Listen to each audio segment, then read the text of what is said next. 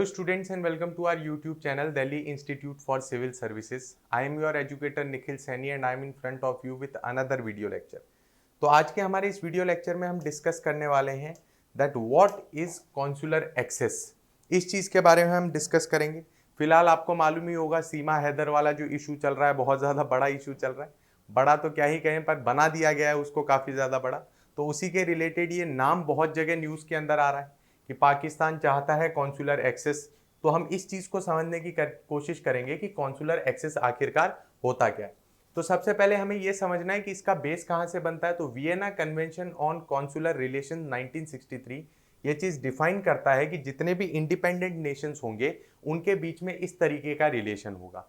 अब आखिरकार ये चीज़ होती क्या है उसको समझने की कोशिश करते हैं।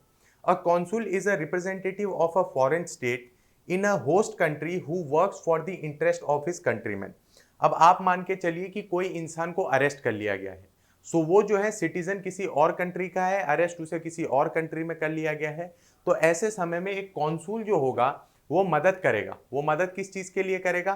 ताकि जो इंटरेस्ट है उस कंट्रीमैन के उसको प्रोटेक्ट किया जा सके, उसका ध्यान रखा जा सके। सो इस बेस फ्रेमवर्क के ऊपर क्या बनता है? कॉन्सुलर एक्सेस का हमारे यहाँ पे फ्रेमवर्क बनता है।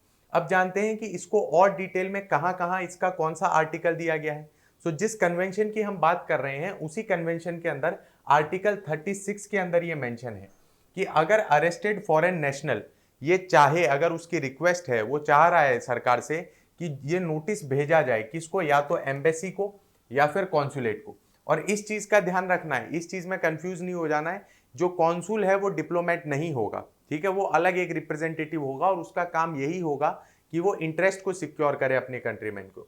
तो आर्टिकल 36 ये कहता है कि उसे नोटिस दिया जाना चाहिए, उसे बताया जाना चाहिए कि आपके पास ये अधिकार है, आपके पास ये राइट है कि आप अपने कंट्री के कंसुल को जाके बता सकते हो या एम्बेसी को जाके बता सकते हो कि मुझे अरेस्ट कर लिया गया है। सो ये चीज यहाँ पे बताई गई है। अब इसका प्रोसीजर किस तरीके से होगा उसे समझने की कोशिश करते हैं कि क्या इसका बेसिक प्रोसीजर होगा। तो सबसे पहले तो अगले इंसान से पूछा जाएगा कि आखिरकार वो चाहता भी है या नहीं, क्या उसकी इच्छा है। तो वो चाहता है तो फिर उसकी परमिशन के बाद एक फैक्स भेजा जाएगा, या फिर आप कह सकते हैं कि एक नोटिस भेजा जाएगा एम्बेसी को या फिर कॉन्सुलेट को। अब इसमें कौन कौन सी इंफॉर्मेशन इंक्लूडेड होगी? सो सबसे पहले तो नेम, दूसरा प्लेस ऑफ अरेस्ट,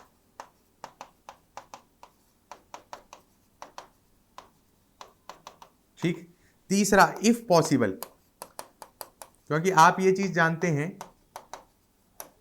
कि हमारे यहाँ पे साफ साफ ये चीज बताई गई है अंडर आर्टिकल 22 हमारे यहाँ पे दो तरीके के डिटेंशन होते हैं। एक होता है प्रिवेंटिव डिटेंशन और दूसरा होता है प्यूनिटिव डिटेंशन। अब जो प्रिवेंटिव डिटेंशन होता है उसके अंदर अगर पॉसिबल नहीं है, अगर सर्कमस्टेंसेज अलाउ नहीं करते, तो हम उस इंसान को ग्राउंड्स नहीं बताते कि कौन से ग्राउंड्स पे उसे अरेस्ट किया गया। तो सेम चीज कोई दूसरी कंट्री में भी हो सकती है। तो अगर पॉसिबल हो देन ग्राउंड्स ऑफ अरेस्ट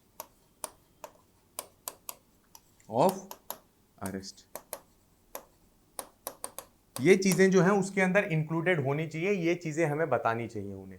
सो ये क्या हो गया? ये कॉन्सुलर एक्सेस हो गया। अब बात करते हैं कि आखिरकार इसकी इंपॉर्टेंस क्या है, क्यों ये जरूरी हो जाता है किसी भी नेशन के लिए, उसको हम समझने की कोशिश करते हैं। तो सबसे पहला तो है to know the real facts of the case.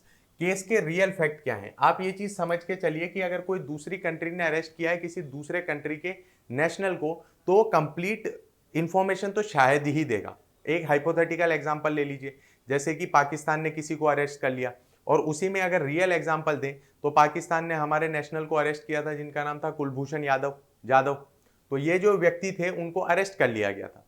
तब भी हम कॉन्सुलर एक्सेस चाहते थे ताकि हमें रियल फैक्ट मालूम चले और इस चीज की हमें इंफॉर्मेशन मिले कि जो ट्रायल किया जा रहा है क्या वो फेयर है या नहीं।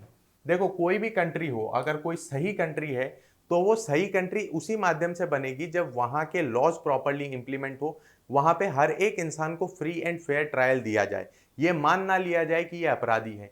तो ये दोनों चीजें हम चेक कर सकते हैं by the means of consular access.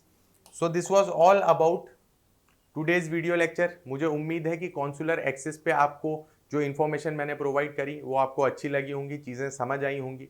अगर आपको कोई और इन्फॉर्मेशन चाहिए, कोई और डिटेल चाहिए, कोई स्पेसिफिक टॉपिक पे वीडियो चाहिए तो प्लीज़ कमेंट सेक्शन में बताइएगा। So thank you very much for watching.